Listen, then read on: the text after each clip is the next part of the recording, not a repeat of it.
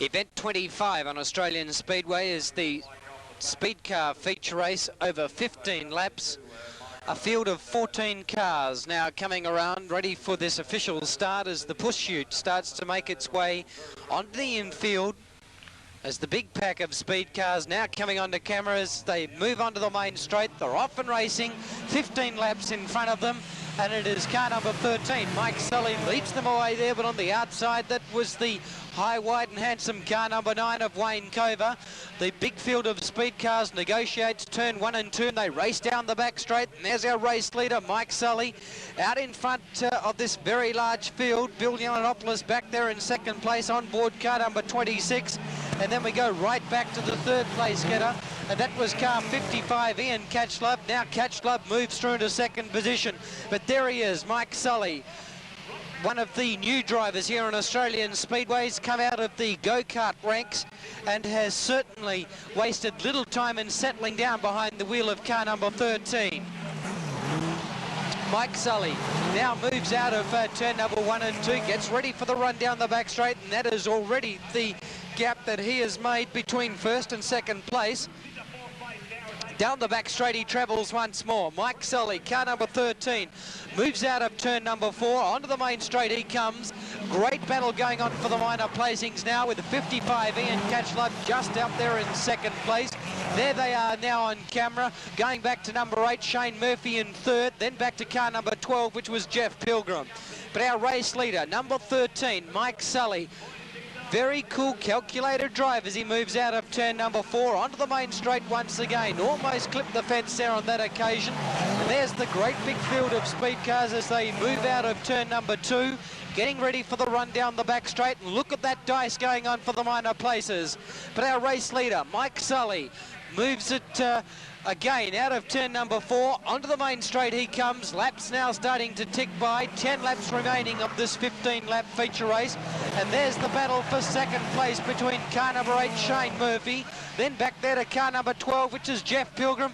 Oh, brilliant passing move there by Pilgrim, car number 12. That's put himself right up there into second position. But our race leader, Mike Sully, on board car number 13, races down the main straight now, moves it into turn number 1 and 2. On your camera there was the man in second place, that is Jeff Pilgrim. But our race leader, Mike Sully, moves down the back straight at a great rate of knots, coming up now just over 8 laps to go in this 15-lap speed car feature race here on Australian Speedway. It's event 25, and speed cars, Australia's most traditional division, and certainly one of the most exciting. Well, the big field negotiate another lap of this big Australian Speedway track without incident, and it's car number 13 driving a copybook race at this moment as he moves that machine out of turn number 4 onto the main straight once again. In second place is still car number 12, that is Jeff Pilgrim. Then back to car number 8, which is Shane Murphy, and there is car number 4, Graham Jones, just spinning off the racetrack. But car 13, Mike Sully, look at the distance between him and second place. And at the moment, in second position is car number 12. That is Jeff Pilgrim. Meanwhile, car number 4 is just pushed to the infield by the crash crew, and Graham Jones is out of the event. But the speed cars racing through turn number 1 and 2. There is the battle going on for the minor places, but there is certainly no question about the man in front. That is car number 13, Mike Sully. Moves off the end of the main straight. Car 13, there he is now. Lifts the inside front wheel, gets the machine straightened up, ready for the big run down the back straight. And he would be moving close to about 85 mile an hour. Out of turn number 3 and 4. Past the wins time clock he travels onto the main straight, and with about 4 laps remaining, it looks like the speed car feature race for tonight will be taken out by this man in front, Mike Sully. He is certainly doing a tremendous job behind the wheel. Our race leader. Down the back straight he goes once more, and there's the gap between first and second. Looks like Jeff Pilgrim is starting to make up ground on board car number 12. He is still in second place, and there is the man in third position, car number 8 on your screen, which is Shane Murphy. There is the gap between first and second and third as those 3 cars race down the back straight now. Looks like Mike Sully's getting a little bit crossed up as he moves out of turn number 4 once again. With just 2 laps remaining now of this speed car feature race, well, it looks like we're going to be in for a photo finish as Jeff Pilgrim now moves up behind car number 13. These 2 identical race cars. Number 13, Mike Sully, just out in front, but look at Jeff Pilgrim now starting to apply the pressure as they move out of turn number 4, go to get the white flag. That signifies 14 down and just 1 to go. So they're in search of the checkered flag as Jeff Pilgrim comes right up behind Mike Sully. These 2 drivers desperately trying to get across the line in first place, but it's going to be car number 13, Mike Sully, just out in front of Jeff Pilgrim as they cross the line. It will be Mike Sully first across the line, car number 12, Jeff Pilgrim in second place, then back to car number 8, which was Shane Murphy, further back there to car number 9, Wayne Cover. Well, Pedro, we're in turn 1 of Claremont Speedway as we enter at the end of the main straight, and it's a pretty iconic spot around this speedway. It's a very iconic spot actually, mate, and I can remember some really, really big accidents right here. Yeah.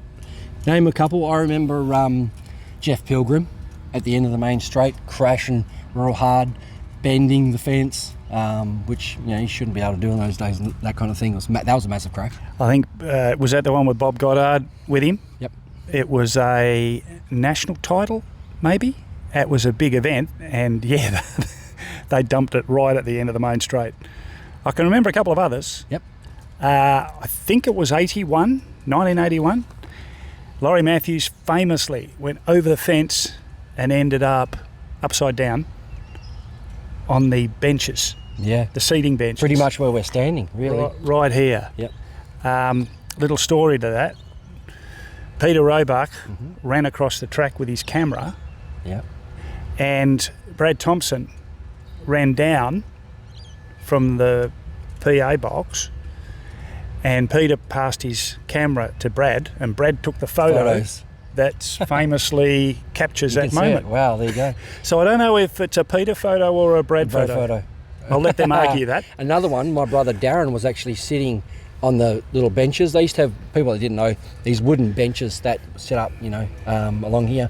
He was actually sitting here at the time, said this scared the absolute SH out of him. So I could imagine it would have. Another amazing thing, the same night, not within 15 or 20 minutes of that accident happening, Tony DeRosa was captured sky high. Yeah, great photo. In the same area, didn't go over the fence, but he was, really high that night. Yeah. I was filming on a random camera one night in the grandstand as speed cars took off down the main straight. Toby Gibb rode a wheel or something, flipped it, hit the light poles, took out all the light sparks everywhere. That was a big crash. Mike Bignell was another one years before that in the sedan. Sparks everywhere. Yep. Peter Roebuck got a couple of snaps of Bignell doing his thing. Only this week on Facebook, Peter Roebuck put up a photo of Shane Murphy in midair, sitting up with his back towards the tail towards the crowd. Yeah. Right down where the gate used to be. Yeah. Down here at the end of the main straight. And you said someone did it. Yeah, same night, Ryan Farrell did exactly the same thing. Incredible. You know, these things happen within minutes of each other. Yeah. Remarkable. But there's just so many. Like I remember on the main straight, the Hombre Satori in the 41, he caught fire. And he came around Pitts Bend, and all of a sudden it's just exploded in fire, and he pulled up by the gate near the start-finish line. Yeah, right. And he jumped out, and they had to put him out. You know, his feet and legs and everything were, glowing. What's scary about that is his son, Ken Satori, in the blue 30 at the Motorplex, did exactly the same thing one night. Right. Caught fire and had to get out of the car on the main straight. Yeah, it's weird. It is weird. All these memories come back when you come to this place, this Claremont Speedway site, you instantly go back in time. It is, and there's so many. We'll just keep walking and keep remembering. Lap of the track.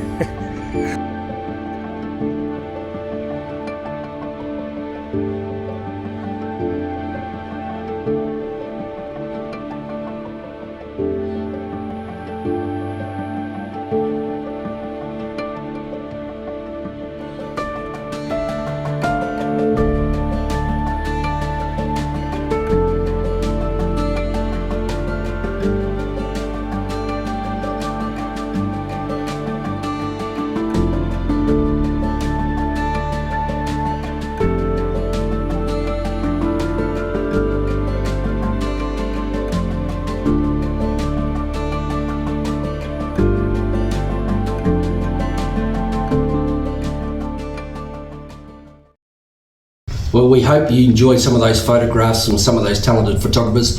We can't name them all because there's been a lot over the years, but we really appreciate, we all do, and everybody in Speedway appreciates the images and also the video stuff that's come out over the last, 50, 60 years. It's incredible because the story can't be told without, those photographs. Now, girls, would you like to tell everybody of the opening times, where we can find this display so people can come down and have a look? Yeah, great idea. So we are the Claremont Museum, a very small local history museum, and we're very luckily funded by the town of Claremont.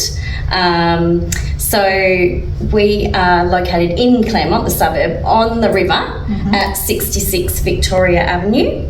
And Fee, the hours? We are open from 10 to 4, Monday through Thursday, and 10 to 2 on Sunday. So, yeah. That's all right. Thank you, Jace.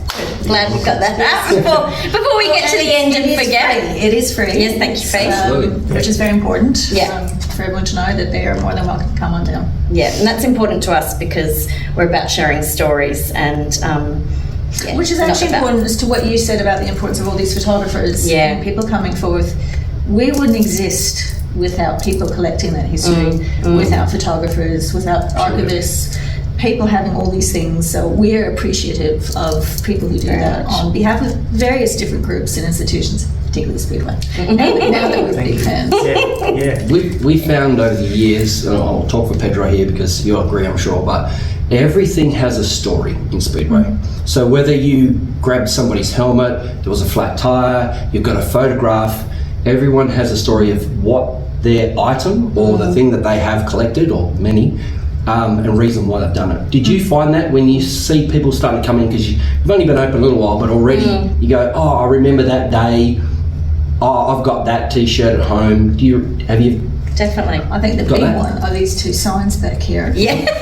Every time I speak to someone about them, they say, oh, I had the bolt cutters ready on the last day, and by the time I got down to the fence, it was gone. It sounded like it was a free-for-all. It was. And people come in here and they look at them and go, who got that one? I know, I feel naughty sometimes when we tell them who, in case we're delving him in. As long as they're there at the end of the display, exactly. Yes. But, it was a bit of a free-for-all. I had my eye on one of the signs.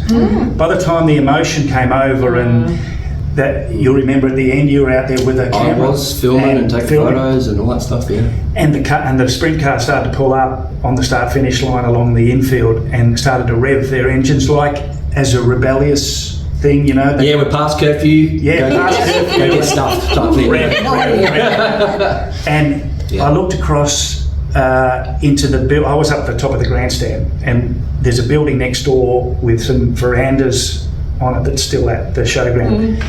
And I caught Wade Ornger on his own, leaning on the rail, and I could see he was emotional, and my wife was there and a couple of other friends, and I just thought, this is the end of something that's been part of my life. I bet. Wow. The whole time. Yeah. And in all that emotion, I forgot about the signs. Oh, and Petro. after it all, when people started, going onto the infield, and I thought, bugger. There you go. But as long as someone's got it. My whole point was, can bring it all doesn't together. matter what I agree. goes where, as long as someone's got it and looks after it. And that's And it's another reason turned for up. having a somewhere final permanent. museum where it can all be up. And thankfully, it's turned up It's here. turned up. Yeah. And the effort that you girls and the museum have gone to has, produced this wonderful display. It's So we have to thank two very handy men who work for the town Yes. of Claremont, who I think we've adopted them as museum display setter-uppers, and they came up with all that. Yeah, they came up with that idea. That's great. Yes. I think they did a really great job. You just Really- met Trav. really good, yeah. But you're right, Jace, that people connect to different things, which is great too. We had, we've got a blazer that Kevin Joyce wore, and one day his daughter came, the daughter of the tailor. Yes, Yeah, the daughter of the man who made the blazer went, oh, my dad made that blazer. And I love that. incredible. I know. And How you cool is also that? had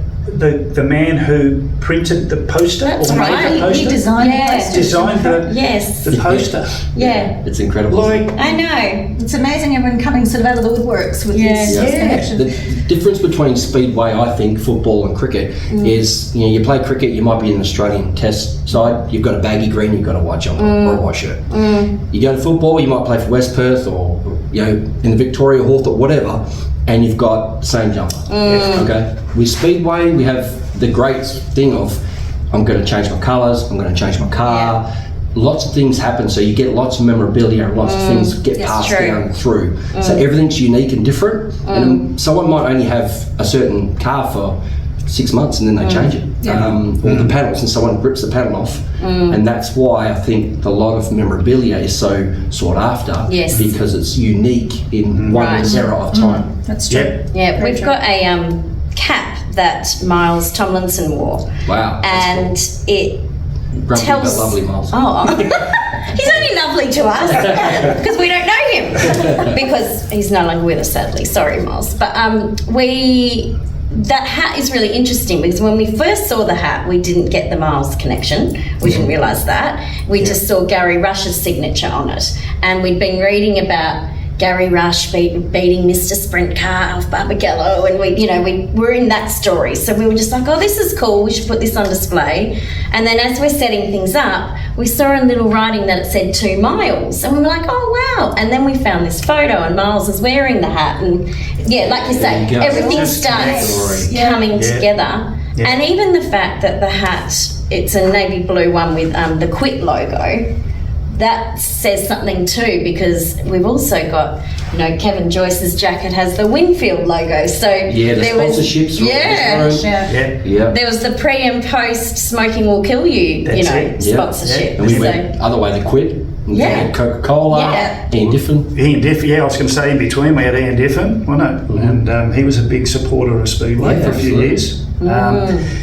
Sadly, he is departed as well. But yeah, and it's all these little things that come together to make the story. And we talked about the photographers. Well, you've got someone like Ken Brown and Cole Phillipson and the writers. Alan Schofield, who reported to the newspapers and did their articles. Yeah, the And- written words were amazing. And you can read whatever you like, but you put a photo in it, and there it encapsulates that moment. So we're lucky. Speedway's lucky that they've had some very dedicated people, Yeah, very good people behind the for a long lens time. and behind with the Yes, pen. yeah. And most of them did it for nothing. Well, they did because Yeah, they For the love of it. Yeah. And what other sport really does that? Even back then, Yeah. that really didn't happen because it was in your blood. Okay. Yep. They would just do it. Like, don't care. Yeah. I've got to be, doing it. Yeah, I love that. And we'll read, we were reading Lou McDonald used to take photos and then print them in his bathroom or something, and people would order them and then he'd sell them, you know. And it was, Love that. it was like Jace would understand too that, you know, when digital photography came, how good that is compared to what it used to be when you used to wait, go to your chemist or go to somewhere and get them developed and wait a week and get them and find out that the aperture was wrong or something, and you know, Absolutely. it was really, you know, it's not easy now, but it's a lot easier to find out. It's chalk and cheese, you know, because the money-wise too, like back in those days, it was expensive to do it. So people like, you know, Peter Roebuck and that, when they develop stuff in, like say, in their bathroom or whatever, and won't know until 2 or 3 days later. But if you didn't have that, definitely a week or two, and you weren't sure what you actually had. Yeah, So, it'd be really mad if you missed a particular I know, right? So to me, you know, to see those images from back then, we've just shown some, but we'll show more as, you know, the parts of this, because we're going to interview some legends and stuff down here. You really appreciate what they've done. And guys that have written all those words and sat there through the meeting and gone home, typed it up, sent it to the programs and sent it to the newspapers and stuff. It takes a lot of time and dedication. Absolutely. Yeah. But good for you, because now all those people doing those jobs, you get to go, your beauty, there is stuff there. There's stuff for us to use to research and educate blank slates like the two of us. But there must have been as well a lot of people doing it, because every time I said to you, oh, do you have a photo of Bill Strickland, or what about I need this, you would go, yep, I can find it, you know. And I don't think you would have that in all sports, that you could, like, we were very specific to you sometimes. Yeah. Well, you know, and you would find it. Well, you would read something and say, we've got to do something on him. Yeah. and you know, if you go back, Peter Roebuck is the longest serving photographer out of all Phenomenal. ones. Goes back to the mid-60s. And his collection is superb. And, you know, without Peter's, you know, dedication and everything, a lot of this stuff, you know, wouldn't be there, because a lot came on the scene a bit later, but it was that 50s, 60s era, you know, that lucky enough to have. I remember you used to saying about, I saw a picture of 2 motorbike riders with mustaches, they looked exactly the same. But it drew you to find out who these people are. I know, exactly. Mick and Glenn? Sorry, Mick McCann. I know. He hasn't got his mustache at the moment, so it's all right. But that drew you just straight away, like, wow, I've got to find out who these two Exactly. are. Exactly. We did love a lot of the haircuts, guys, got to say. This is definitely a haircut exhibition. There's a lot of mullets going on here. Yeah. That are pretty There's some good spectacular. ones. Yeah. All part of it, wasn't it? Yeah, Cole Thompson. Oh, you look at the outfit. That's, So in wrapping up, do you guys have a favourite picture, story, momentum that you would like to say, wow, yeah, if I could pick one thing that really you can understand what it's all about and something that drew you to connect with what Speedway actually is there one thing in here for either of you, or hard to pick? it's hard to pick. I guess I personally have a favourite with the car, because that's what started it for us, I think. And it was the first thing that sort of came on our radar of, okay, we really need to find out a bit more about this. This is more than just car racing. There's bikes, there's sidecars. When I first heard about sidecars, I was actually picturing a motorcycle with a sidecar. I didn't understand that it was one the thing. wheel. One thing was just like a tray with a wheel on it. Yeah, so I think for me, that's what started the education for me. I mean, it's pretty iconic, so. What about you, Pip? It's good for me. Oh, it's so hard. I really like, and I'll probably say his name wrong, but the model of Ray. Do you say Ray Geneve? Ray Geneve. Yeah. Ray Geneve. Depends where you come from. Okay. Well, I got confused because of the Mick Geneve and then Ray Geneve. Ray Geneve. And that one was spelled differently in the early days, and then it was. Yeah, which is part of my reason for choosing that. So the model of his Ford Cobra super modified thing was when I really started going, I can't even speak now. It's because we said indifferent. I'm really deep in this now. I'm needing some serious deprogramming, because it was when I started trying to understand how super modified had come from a hot rod, and how, I started understanding the progression. That was, I think, the hardest thing to get my head around. Yeah, and then that I started understanding the generations. So that was a family where there was such depth in the family, in commitment to that sport. So it's not a sport that someone just jumps into. It's like the whole family's in it. Yeah. And that family was an example of that to me, the Jenner family. And understanding, in the beginning I would look at photos of a speed car, a hot rod, a supermod phone, and I'd be like, I don't know which one. And that was when I really started getting it.